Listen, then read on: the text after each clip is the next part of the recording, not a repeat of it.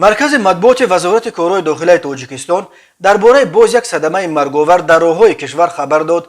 بنا به اطلاع مقامات 19 مارس سال 2022 تخمین ساعت 16:00 دقیقه راننده اتومبیل تمغه اوپل زفیره حمیدوف مفروض سال تولدش 1994 ساکن ناحیه عینی هنگام حرکت در شهرهای عینی مشجع در حدود موضع دهه عینی یک از عهده اداره واسطه نقلیات نبرآمده به سمت حرکت مقابل رو برآمده به قفای اتومبیل تمغه دولان تحت اداره راننده یونسوف قهرمان سال تولدش 1987 ساکن ناحیه عینی برخورده است. در نتیجه راننده اتومبیل تمغه اوپل زفیر حمیدوف جراحت‌های وزنی جسمانی برداشته به هلاکت رسیده است. از روی این حادثه تحقیقات ادامه دارد. بنا به آمار رسمی وزارت کارهای داخلی تاجیکستان سال 2021 بر اثر 1102 صدمه نقلیاتی در راه‌های این کشور 395 نفر به هلاکت رسیده، 1218 نفر جراحات جسمانی برداشتند.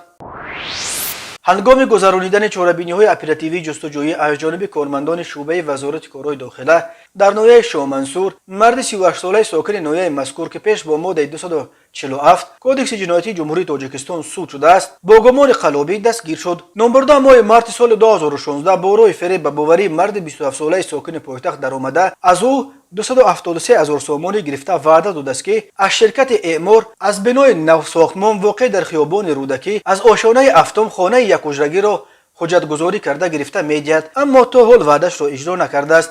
از روی این حادثه تفتیشات ادامه دارد. و شعبه وزارت کارهای داخلی در شهر باختر با عریضه مرد 43 ساله ساکن ناحیه وخش مراجعت نموده است که ماه دکامبر سال 2022 شخص نامعلوم با روی پنهانی از داخل اوغل خانه‌اش دو سر چهارپای کلان شاخدار را دزدیده از جای حادثه غیب زده است. ضرر رسانیده شده 10,000 سومانی را تشکیل می‌دهد. هنگام گذرانیدن چاره‌بینی‌های اپراتیوی جستجویی از جانب کارمندان میلیسیا، مرد 34 ساله ساکن شهر مذکور که پیش با ماده 244 کدکس جنایتی جمهوری تاجیکستان صادر شده است با گمان صادر نمودن جنایت دزدی دستگیر کرده شد. از روی این حادثه تفتیشات ادامه دارد.